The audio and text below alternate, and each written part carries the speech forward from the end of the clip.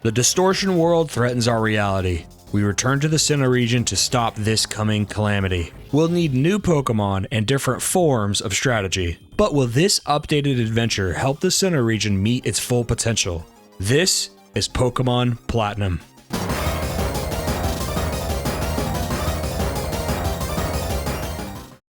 Welcome folks, I'm Livvvid. Released in 2009 on the Nintendo DS, Pokémon Platinum version serves as the upper version to Diamond and Pearl, which introduced Pokemon's 4th generation and the Sinnoh region. I made a video on those games that goes into much more detail about Sinnoh, so if you're unfamiliar with Generation 4 or the Sinnoh region, check out that video and come back here. In that video, I ended up saying Diamond and Pearl were okay. I liked the region itself, the starters, and the new evolutions to older Pokemon. What I did not like was many of those newer Pokemon couldn't be obtained until much later in the game after receiving the National Pokédex, making the roster feel really restrictive and full of older Pokemon. And to compound that issue was honey trees. I hated honey trees. But overall, I did not hate those games or anything. This video will mainly focus on the changes made in Pokémon Platinum and a little bit of my experience playing it for the first time. I don't really have any positive or negative bias going in, as I've never played it, and I'm not really holding my experience with Diamond and Pearl against it either, since I know that upper versions change a lot. I think this will help me in my assessment since I don't have any nostalgia for it. Before we get started, if you do like this video, please like, comment, and subscribe. It really helps me out and I appreciate it a lot. Thank you. I'll get more into depth about the story changes later in the video, but the story and goals of Platinum are largely intact from its predecessors. You're trying to become the champion of the Sinnoh region through Pokemon battling. Team Galactic is back and trying to use legendary Pokemon of the region to accomplish their goals of creating a new world. Galactic has a new member named Charon.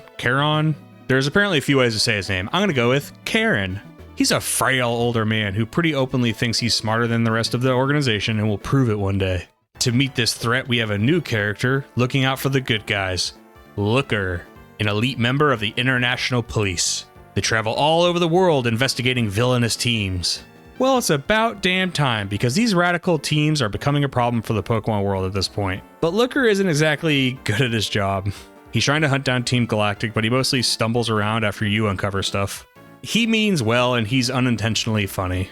I do like his addition and the organization he represents though, because I've actually long wondered why children in the Pokemon world are seemingly the only ones who can ever address these criminal gangs. We all know the wall-breaking reasons is that these games are for kids and you need to be the hero, of course. But it's still nice having an acknowledgement that someone, somewhere, is getting wise to the recurring threat. The settings of the games have also changed a little bit too. The player characters are wearing warm clothing. That's because the region has gotten colder. Well, kinda. There's added snow in Twin Leaf Town where you're from, and a few other areas. But many of the NPCs haven't changed their attire, and this colder theme seems to dissipate as the game goes on. However, since it's shown in the first town and you're wearing different clothes, it does sell that the region has gotten colder, at least for a little bit. It's a bit of an illusion that wore off eventually, but it was effective for me for the first few hours of gameplay. I kept wondering if I'd run into ice Pokemon early in the game or something. It's funny because little small changes of these games actually got me pretty excited too. The Pokédex now has a back button. Oh man, I probably got way too excited for this, but it meant not having to scroll in one direction to get to the app you wanted like in Diamond and Pearl. There are also Pokemon Center battles that you can redo every day and have trainers that scale really well to where you're at in the game. This gives you much needed experience in a convenient location to heal back up. The roster of Diamond and Pearl had to be my biggest gripe with those games. In the original Sinnoh Pokédex, there was 150 Pokemon. Hey, 151. Where have I seen that before?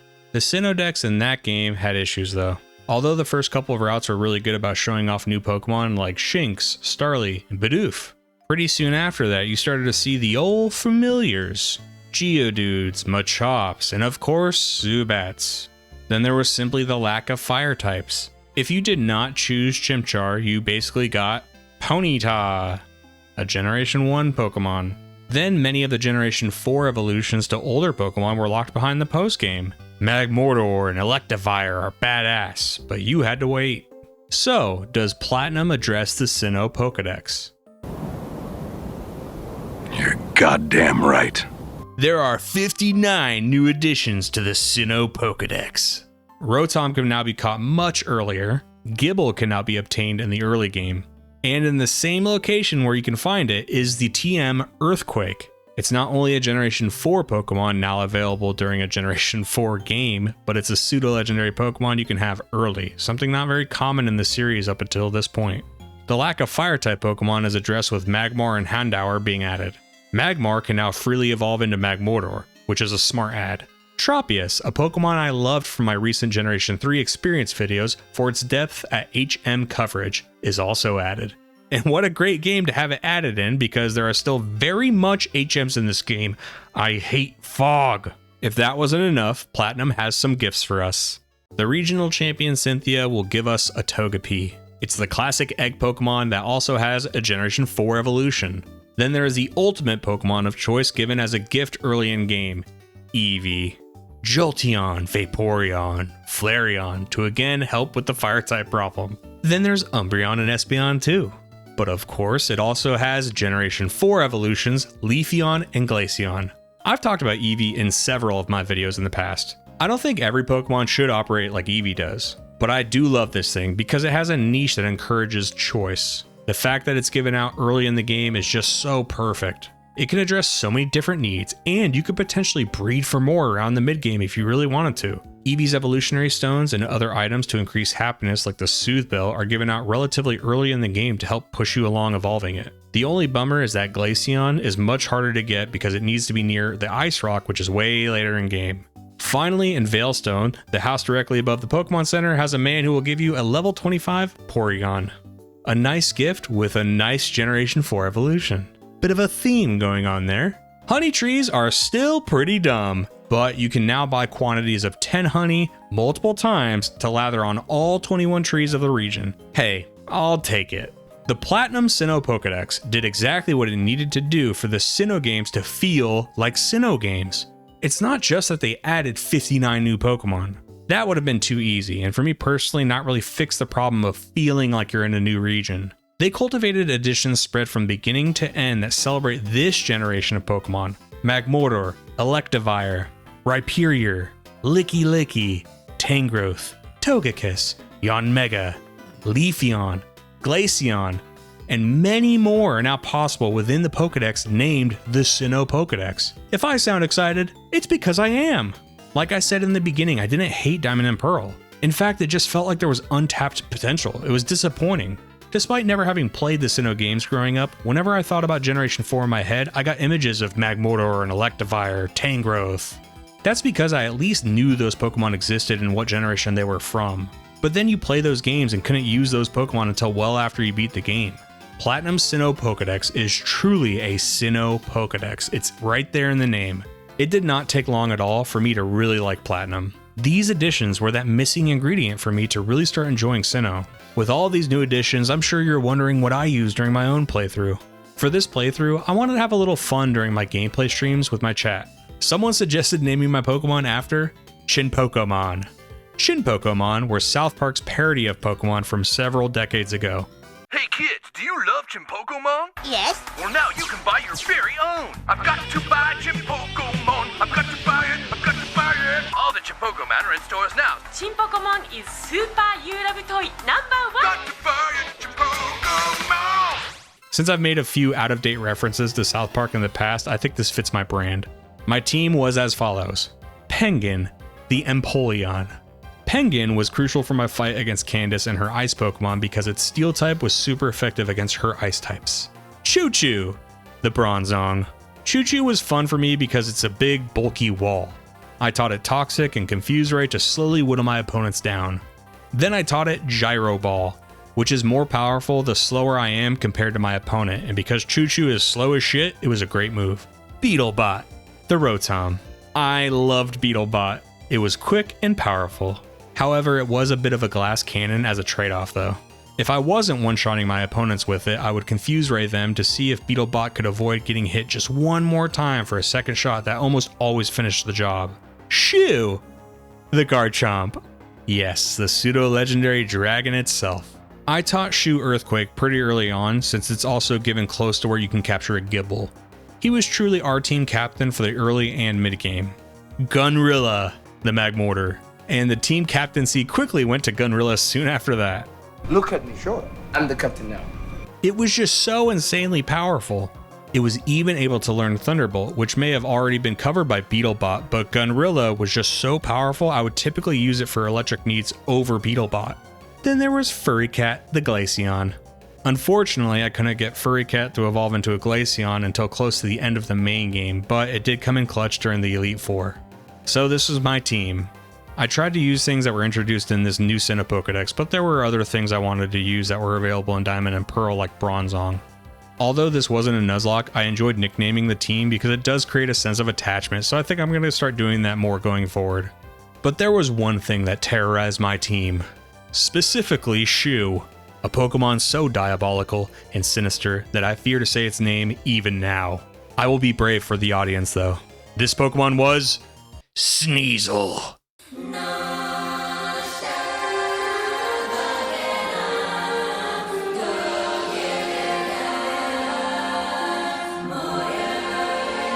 Yes, Sneasel.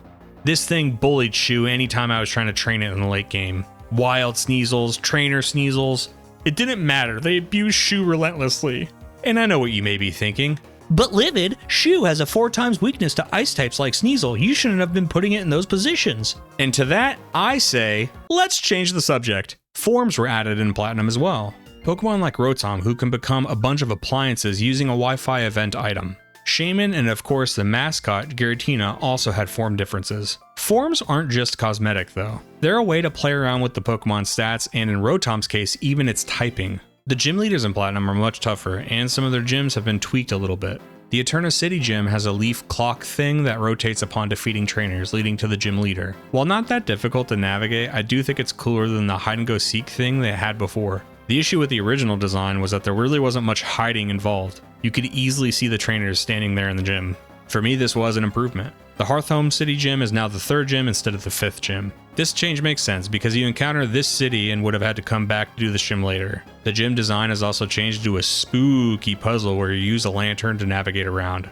You have to find symbols on blue tiles which tell you what door to go through next. Having this be the 3rd gym also just makes more sense since you go through this town in that sequence anyway. The Veilstone City gym has punching bags now instead of sliding doors. I definitely don't mind the change, but I didn't have an issue with the original either. I guess I like this version more if I did have to choose though, because the puzzle is pretty fun having to use the punching bags to ram into a bunch of tires. For the most part, the plot of Platinum is the same. You see Karen and Looker throughout, but it's the same story beats. The changes start to happen right before you get to Spear Pillar. Cyrus gives a rousing speech back at his headquarters that was impactful enough for me to even get a little bit into it. One of the things I wanted in the originals was a little bit more from Cyrus to help the player understand his motivations and even background.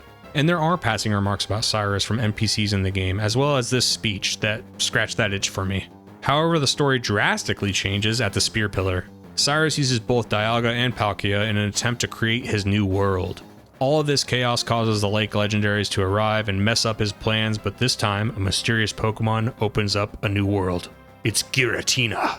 It drags Cyrus into this mysterious world, and we must follow in order to stop Giratina, since this portal may consume the rest of the world too. This is called the Distortion World, and it's crazy.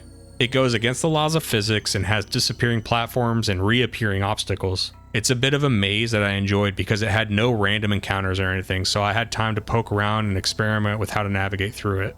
One of my favorite parts was traveling down, or up, or I don't know, I was traveling on a waterfall, it just looked cool.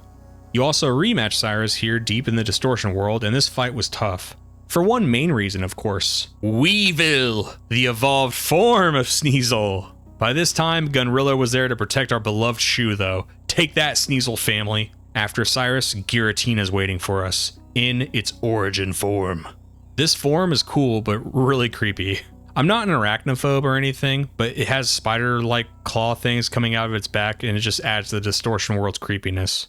You also get this incredible song during the fight.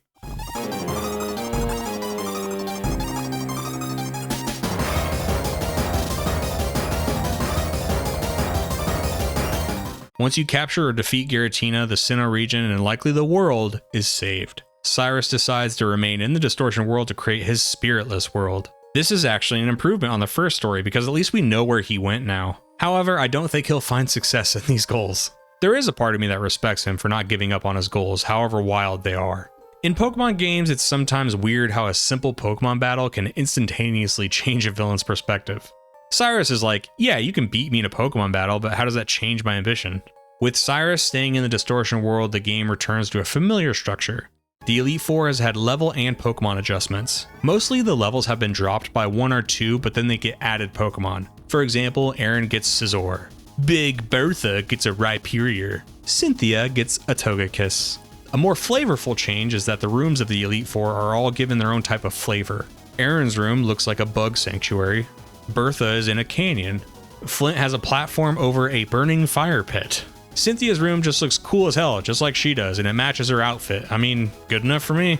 After defeating the Elite Four, you need to complete the Sinnoh Pokédex to get the upgrade to the National Pokédex. With 59 new additions, that may seem like a monumental task to complete the Sinnoh Dex. It wasn't. You simply battle every trainer you see and it should happen naturally. With the National Dex obtained, you can begin to play the post-game content. You can go back to the Spear Pillar for Dialga or Palkia. Then there's the Kanto legendary birds, which become roaming Pokemon throughout the region.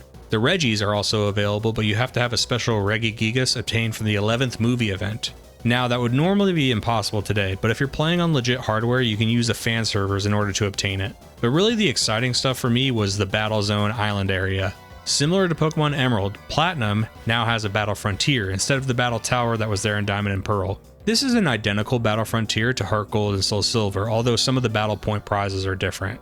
You have the Battle Castle, Arcade, Factory, Hall, and Tower. I'm pro Battle Frontier. I think places like this, after getting a full game, are just great. Elsewhere on the island, you can confront the remnants of Team Galactic. Karen has now seized control of the gang for himself with Cyrus gone. But after the player encounters him along with Mars and Jupiter, they basically give up, saying the gang was much cooler under Cyrus. Looker, of course, swoops in to arrest Karen, and that's seemingly the end of Team Galactic. This scene and a few text boxes from Cyrus back in the Distortion world was all I needed to feel like the Galactic storyline had a conclusion. We now know what Cyrus is up to after his plans are ruined at the Spear Pillar. The rest of the gang largely disbands after their failed resurgence under Karen. Those little changes happened to address my own questions from the first game, so this also was a pretty big win for Platinum in my eyes, with just a few added touches. Like other Generation 4 games, there were Wi-Fi events. I mentioned it a little bit earlier, but you can actually still access these via fan servers. The standout one added for Platinum was a secret key which gives access to Rotom's new forms. I chose the lawnmower form because it's cool, but I was really debating the refrigerator. The Pokemon Platinum experience is awesome. I believe this is the definitive Sinnoh experience. Diamond and Pearl felt close to being really enjoyable games for me. My biggest gripes were the roster, HMs, and those damn honey trees. Now the HMs are there, and they are pretty annoying. I'm not going to pretend that this is not an issue for the series at this point. However, I will not put that on Platinum itself, because I can see how much of design chaos this would be, having to go back and change up mid-generation. I will say, having played Diamond and Pearl, I was prepared for it this time, so it cleared up the fog a little bit, if you catch my drift. Honey trees were kind of addressed with giving you much more honey for lathering. Although I still think waiting around for hours to get encounters is ridiculous. But the biggest gripe I had from the other games was the roster, and it was absolutely fixed in this game. I don't know that I'll ever go back to play Diamond and Pearl. I do know for a fact I will go back and play Platinum. That's because this game celebrates its own generation and puts its new additions at the forefront of its gameplay. I already had ideas for new Chimpokemon nicknames to a fresh team I could do in the future. It cleans up some story elements that don't leave you with unanswered questions. Its post-game gives you even more than the first one did. You can spend literal weeks at the Battle Frontier trying to complete all of the facilities. Folks, that's all I've got for Pokemon Platinum. Thank you for making it to the end of the video. Thank you to my YouTube channel members Quinn and Chris Redbeard, and to my patrons Shio, Lyra, and Eon Kane. Check out my streaming channels to watch me experience these games live. My second channel is Livvvid Live here on YouTube. Then there's Twitch and Kick under the name Livvvid. Thanks for watching. I'll see you in the next one.